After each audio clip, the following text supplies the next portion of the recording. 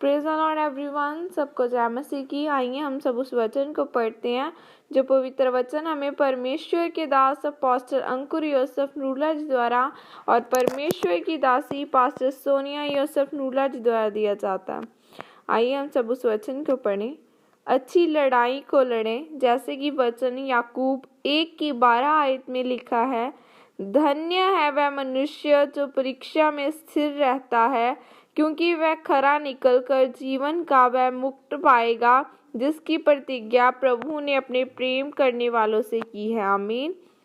मेरे प्रियो, बाइबल में लिखा है कि पौलुस ने कहा कि जो भविष्यवाणियां तुम्हारे विषय में की जाएं, उनके अनुसार अच्छी लड़ाई को लड़ें। जब आप पुराने नियम में एलिया के बारे में पढ़ें तो लिखा है कि अगर परमेश्वर ने उसे कह दिया था कि एलिया तेरे कहे बिना न तो बारिश आएगी और न ही ओस पड़ेगी, तो फिर याकूब की पत्री में लिखा है कि जब एलिया ने गिड़गिड़ा कर प्रार्थना की कि मैं न बरसे, तो बारिश नहीं हुई। यह इसलिए हुआ क्योंकि जो भविष्यवाणियां आपके लिए की जाती है, उनके लिए आपको वचन से प्रार्थना करनी पड़ती है, उसके लिए लड़ाई को लड़ना पड़ता है। मेरे प्रियो, भविष्यवाणियों का पूरा होना इस बात पर निर्भर करता है कि आपने उसे अपने जीवन में कितना गंभीर लिया है और आपने अपने जीवन को परमेश्वर में किस रीति से बनाकर रखा है। क्योंकि जब आप इस तरह का जीवन व्यतीत करते हैं तो आपका छुटकारा नज़दीक होता है। फिर जब आप परमेश्वर की आवाज़ को सुन पाते हैं तो वह आपकी शांति का कारण बनती है। एक बात हमेशा याद रखें, अगर आप अपने लिए की गई भविष्यवाणियों के लिए लड़ नहीं रहे तो आप अपने जीवन में आगे नहीं बढ़ पाएंगे। आपको परमेश्वर के वचन का ज्ञान होना बहुत ज़रूरी है, क्योंकि अगर आपको वचन का ज्ञान नहीं होगा तो आपकी लड़ाई भी प्रभावशाली नहीं होगी। जो लोग परमेश्वर के वचन से प्रेम नहीं करते और यह नहीं जानते कि परमेश्वर के काम करने का तरीका क्या है, केवल वही मसीही ऐसे हैं जो अपने जीवन में संघर्ष करते हैं और मुसीबतों में रहते हैं। परमेश्वर में जीवन इस तरह का है कि जिस तरह कि आप मुंबई जा रहे हो।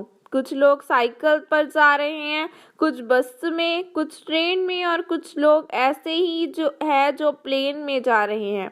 यह आपके ऊपर निर्भर करता है कि आपने कैसे जाना है।